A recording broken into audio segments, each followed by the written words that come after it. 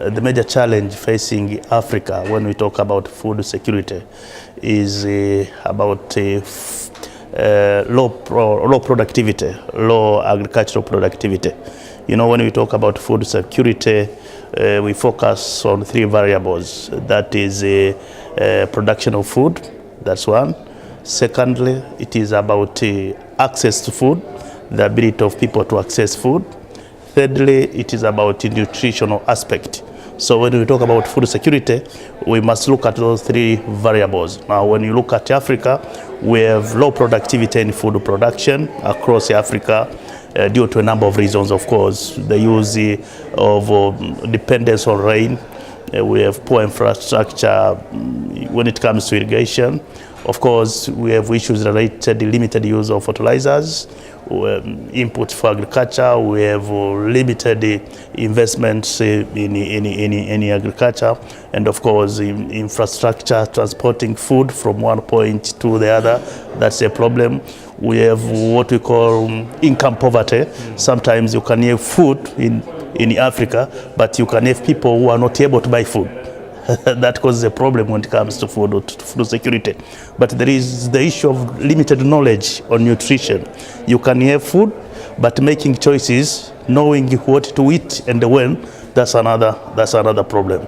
So to me, I can say those are pressing issues facing Africa, but we do agree that over a long period of time, European Union has worked with Africa. You know, in the year 2005, there was what was known as European consensus on making sure that rural development and food security becomes an agenda on every EU member state.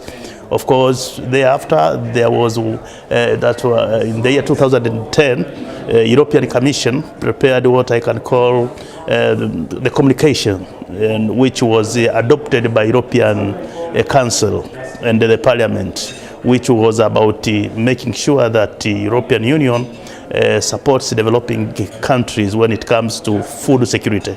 But when you look at European Development Funds, European Development Fund 6, was dedicated to support Africa in the agriculture aspect.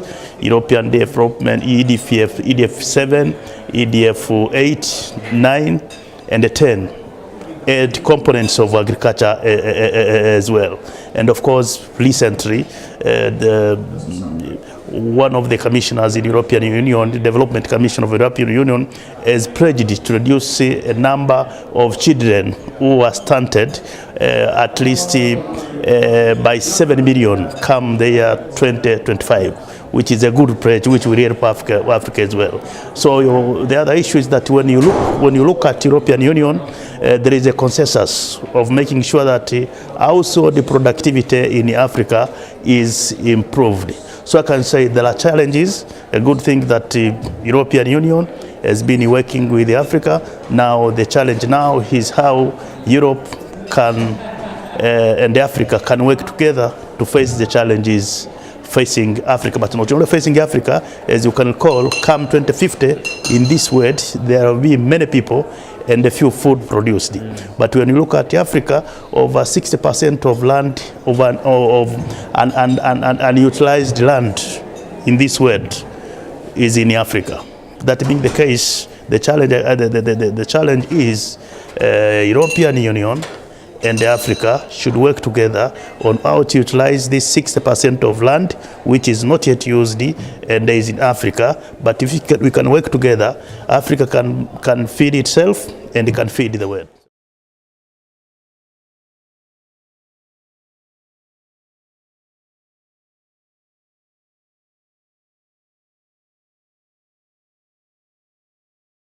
Yeah, that's what sometimes I can call substitution effect. In economics, we have what we call substitution effect. That now the problem is that when we talk about biofuel, the two problems arises when it comes on producing food for people for eating or using food for biofuel.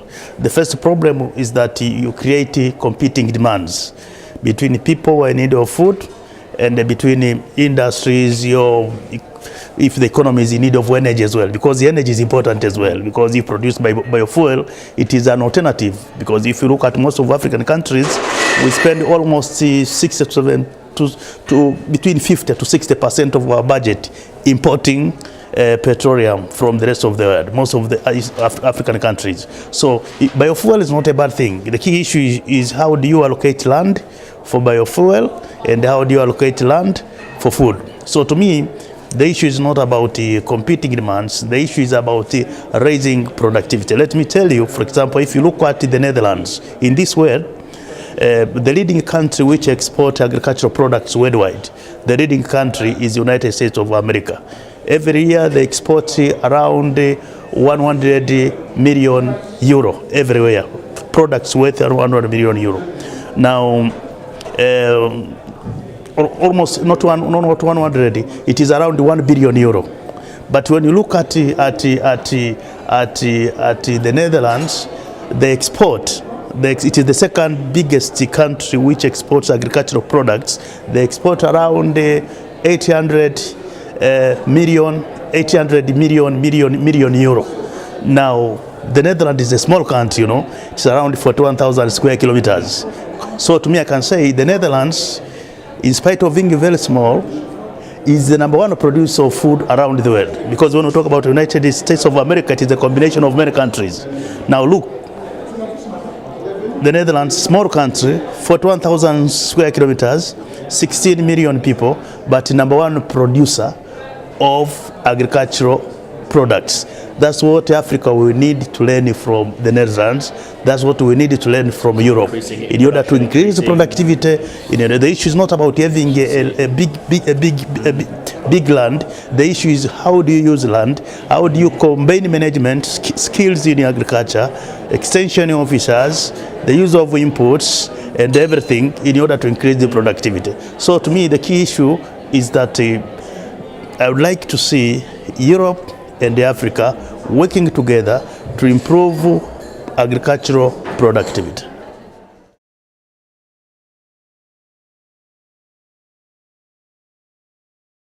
Oh, well, that's good. When we talk about trade barriers, I am an economist by profession. As far as I know, when you talk about the trade agreements, you always deal with two things. You remove tariffs and the taxes, that's one.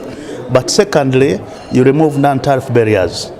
Experience has shown the more countries, as the countries agree on free trade agreements, it is always easier to remove tariffs. But the moment they remove tariffs, countries do come up with the non-tariff barriers. Non-tariff barriers can be in different forms. It can be in terms of poor roads, it can be in terms of roadblocks, it can be in terms of standards, it can be in terms of qualities. So I can tell you that the issue of non-tariff barriers will always be there. Even in Europe, despite the fact that we are talking about a single market, still non-tariff barriers are there. What's important is to establish a very effective mechanism in place in order to deal with non-tariff barriers. That's why I do support WTO initiatives of dealing with non-tariff barriers. If we address issues, if we agree, if we harmonize the standards, then it is expected that everybody will respect that. But I can assure you, non-tariff barriers will always be there. The key issue is how do you deal with the non-tariff barrier. So in this aspect, the partnership between Africa and the EU, we must address together on how to deal non-tariff barriers. But of importance, we must agree when we talk about non-tariff barriers, what do we mean? Sometimes what you consider to be non-tariff barriers, somebody else might not consider to be non-tariff barriers. In Europe, when it comes to issues of quality and the standards, you consider that as very important as it is demanded by consumers. But sometimes when we look at it as Africa, we consider that as a non-tariff barrier. Now, so that's a challenge, but we must have a very effective system to deal with that problem because it will always be there. Okay, thank you very much. Thank you.